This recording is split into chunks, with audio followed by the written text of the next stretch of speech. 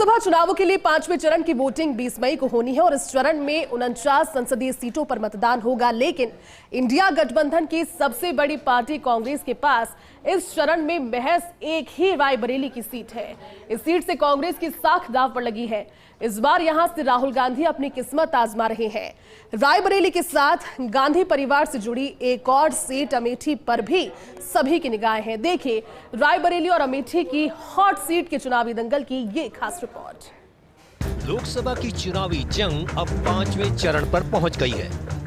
5वें चरण की वोटिंग से पहले देश के सबसे बड़े राजनीतिक राज्य उत्तर प्रदेश में चुनावी गर्मी चरम पर है। दरअसल 20 मई को होने वाले 49 सीटों के चुनाव में रायबरेली और अमेठी भी शामिल हैं। दोनों ही सीटें गांधी परिवार की मानी जाती हैं। रायबरेली में सोनिया गांधी लगातार चुनाव जीत रही हैं, लेकिन बगल वाली अमेठी सीट का सियासी रंग बदल गया था। 2019 के लोकसभा चुनाव में राहुल गांधी को बीजेपी की स्मृति ईरानी ने शिकस्त देकर गांधी परिवार के अभेद्य दुर्ग माने जाने वाले अमेठी में भगवा फहरा दिया। इस बार राहुल गांधी अमेठी के बजाय रायबरेली सीट से चुनावी मैदान में हैं, जिनका मुकाबला बीजेपी के दिनेश प्रताप सिंह से है। अमेठी सीट पर बीजेपी प्रत्याशी स्मृति ईरानी के खिलाफ कांग्रेस से गांधी परिवार के करीबी माने जाने वाले किशोरी लाल शर्मा चुनाव लड़ रहे हैं। इन दोनों सीटों का परिणाम कांग्रेस के राजनीतिक भविष्य के लिए कितना अहम है, इसका अंदाजा इसी बात से लगाया जा सकता है कि गांधी परिवार के तीनों स्तंभ सोनिया गांधी, राहुल गांधी व प्रियंका गांधी ने यहां पर पूरी ताकत झोंक रखी है। भाई और बहनों, मैं आपको अपना बेटा सौंप रही हूँ।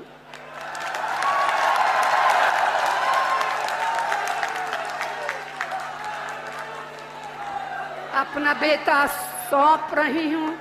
जैसे आपने मुझे अपना माना, वैसे ही राहुल को अपना मान कर रखना है। ये राहुल आपको निराश नहीं करेगा। रायबरेली का रण। रायबरेली वो सीट है जो 2014 की मोदी लहर में भी कांग्रेस नहीं हारी।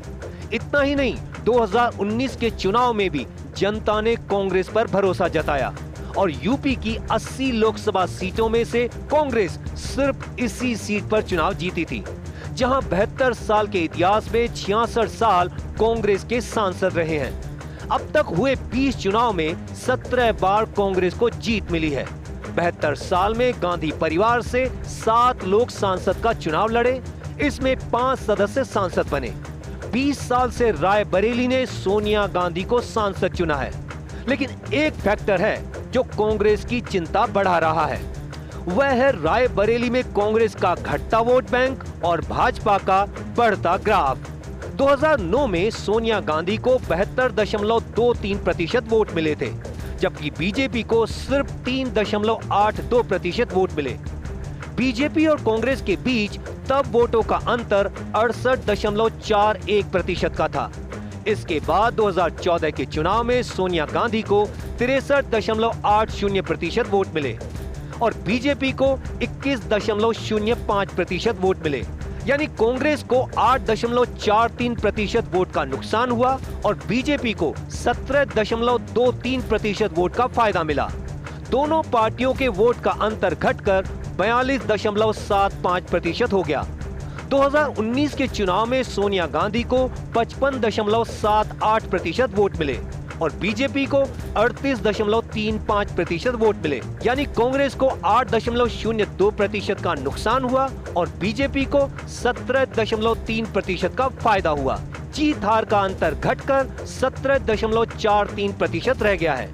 रायबरेली में पिछली बार बीजेपी 17.43% वोट के अंतर से हारी और लगातार 2 चुनाव में 17% से ज्यादा वोट बढ़ाती आ रही है। रायबरेली और अमेठी सीट पर कांग्रेस की साख दांव पर है, इसलिए कांग्रेस आलाकमान ने 2 पूर्व मुख्यमंत्रियों को यहां चुनाव लड़ाने का जिम्मा दिया है। रायबरेली सीट पर छत्तीसगढ़ के पूर्व सीएम भूपेश बघेल को सीनियर ऑब्जर्वर बनाया है, तो अमेठी जैसी मुश्किल सीट पर राजस्थान के पूर्व मुख्यमंत्री अशोक गहलोत को भेजा गया है।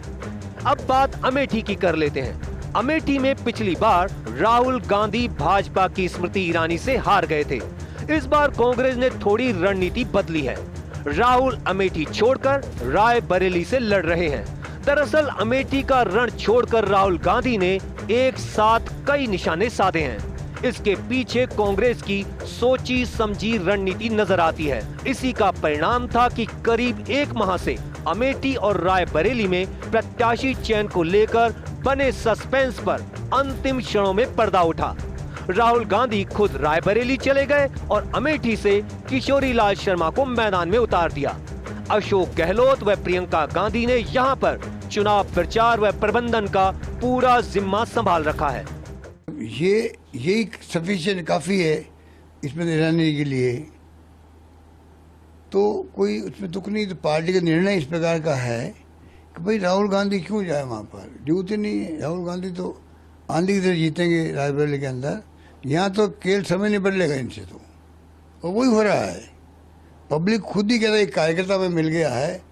चुनाव के बाद में जो अभी धक्के खाने पड़ते थे दिल्ली के अंदर, सुनवाई नहीं होती थी हमारी, सुनने को तैयार नहीं था। अब एक कार्यकर्ता पहली बार ऐसा आ गया है कि जो इनके पीछे काम कर रहा है पहले से।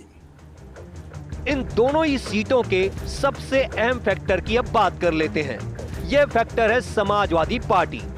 पीएम नरेंद्र मोदी तो अपनी सभाओं में राहुल गांधी को नई दिल्ली का और अखिलेश यादव को लखनऊ का शहजादा कहते हैं। लेकिन अब इन दोनों की सियासी केमिस्ट्री सिर्फ चुनावी रैलियों के मंच पर ही नहीं, बल्कि जमीनी स्तर पर भी दिख रही है।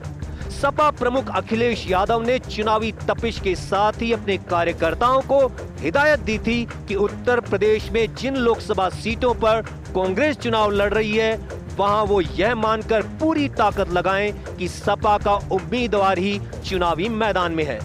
उनकी यह हिदायत गांधी परिवार के गढ़ माने जाने वाले रायबरेली और अमेठी में जमीनी स्तर पर नजर आ रही है, जहां कांग्रेस को जिताने के लिए लाल टोपी पहने सपा समर्थक पूरे दमखम के साथ जुटे हुए हैं। वहीं अखिलेश यादव ने खुद भी सोनिया गांधी और राहुल गांधी के साथ रायबरेली और अमेठी में कांग्रेस के लिए सभाएं की।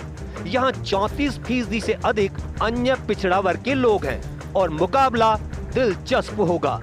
अमेठी में 20% अल्पसंख्यक मतदाता हैं, 18% ब्राह्मण, 12% क्षत्रिय हैं, सबसे अधिक 34% ओबीसी, 26% दलित हैं। जातियों का यह खेल इस बार भाजपा के लिए भारी पड़ सकता है, क्योंकि समाजवादी पार्टी और कांग्रेस मिलकर चुनाव लड़ रही हैं। ये कांग्रेस पार्टी के नेता उन्होंने रायबरेली से नामांकन किया है।